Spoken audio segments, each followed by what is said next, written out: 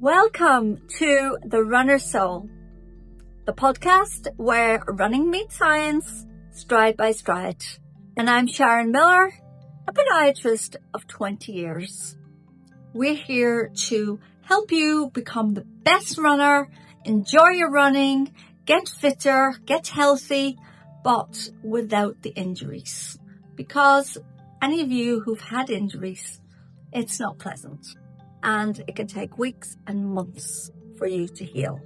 And some cases, it never quite goes back to the strength you had before.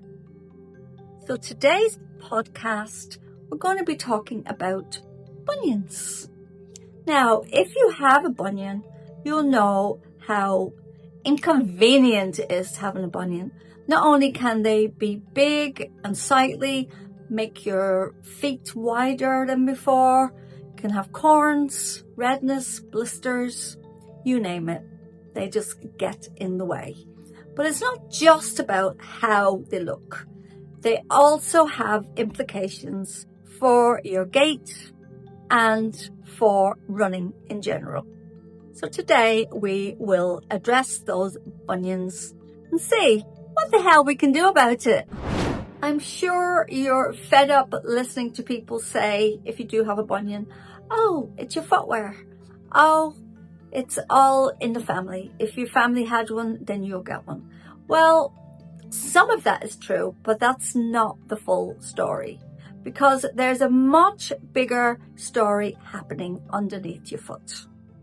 And today, let's talk about one of those important muscles that can play a vital role in whether or not you develop a bunion and whether or not it progresses. And surprisingly, it's not a muscle you can see. It's not even a muscle you can feel. You probably don't even know the name of the muscle I'm talking about, but it's a very, very important muscle that does control the big toe. So let's get on. So let's talk about this mystery muscle. Now this mystery muscle is called adductor hallucis muscle. Now this muscle sits underneath the forefoot and attaches to the big toe.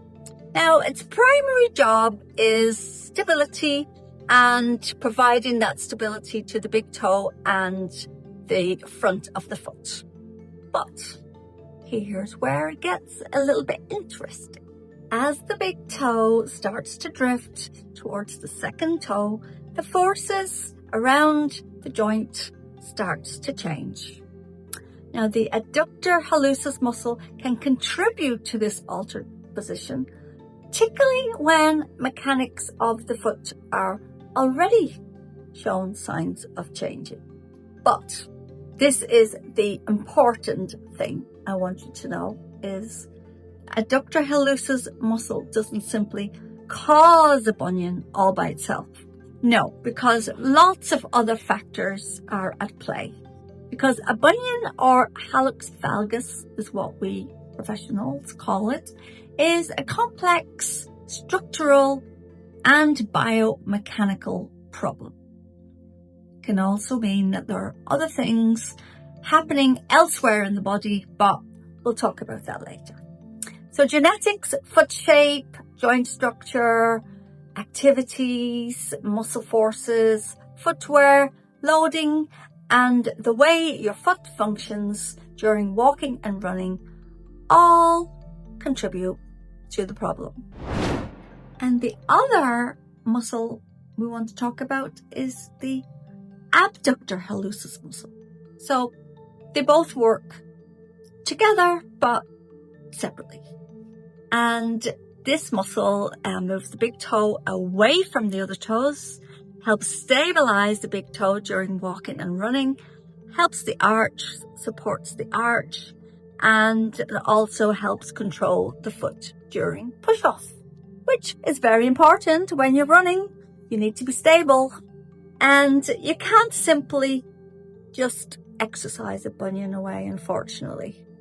But strengthening and improving control of the foot muscles will hopefully help with the functioning and help control the symptoms.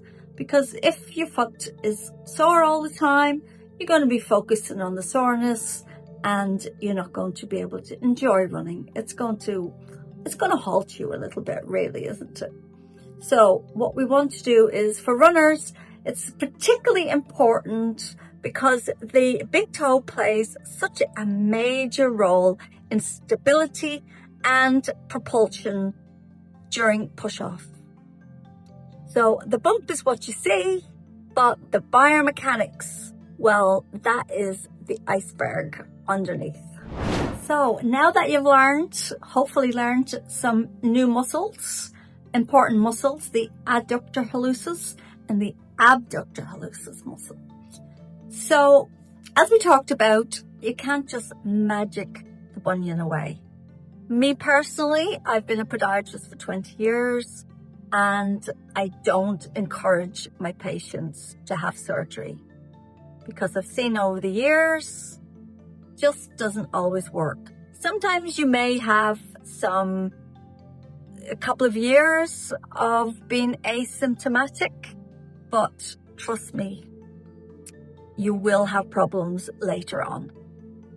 Unfortunately, after surgery, you can't say to the surgeon, oh, it was actually better than it was before you did the surgery. Can you please transform me back?